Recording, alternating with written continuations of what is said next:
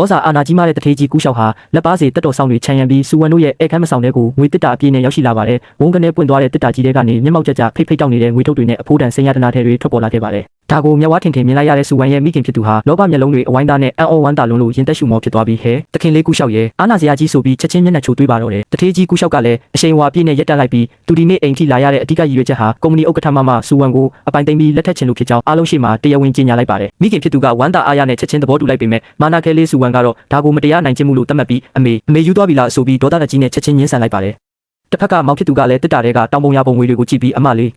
ဒါတွေအကုန်လုံးကဆိုပြီးအံ့ဩလွန်းလို့ပါဇက်အဟောင်းသားနဲ့ဆွန့်လို့နေရှာပါတယ်။ဒါကိုမြင်တဲ့မိခင်ကသူ့ကိုတခင်လေးကူးလျှောက်လို့ရိုးရိုးသေးသေးခေါ်ဖို့မောင်ဖြစ်သူကိုရိုက်နှက်တတိပေးလိုက်တာနဲ့မောင်ဖြစ်သူကလည်းချက်ချင်းပဲဖားရပြီးဟုတ်ကဲ့တခင်လေးကူးလျှောက်ကတကယ်ကိုခန့်ညားတာပဲပြလို့အောက်ကျပြလိုက်ပါတော့တယ်။အဲ့ဒီနောက်ကူးလျှောက်ဟာစူဝမ်ရဲ့ကုမ္ပဏီကိုအတ္တမသိမ်းပိုက်မဲ့စာချုပ်ကိုထုတ်ပြပြီးဒီမှာဒါကလွှဲပြောင်းယူမဲ့စာချုပ်ပဲအခုလက်မှတ်ထိုးရင်ထိုးမထိုးရင်မနှက်ဖြန်မင်းတို့ရဲ့စူလုပ်ငန်းစုကြီးလုံးဝပျောက်ကွယ်သွားစေရမယ်လို့အေးဆက်ဆက်ချင်းချောက်ပါတော့တယ်။ဒါဟာအကွက်ကြကြအကြက်ကင်မှုဆိုတာတည့်ရနဲ့မိခင်ဖြစ်သူကတော့စာချုပ်ကိုဆွဲယူပြီးထိုးဆန်း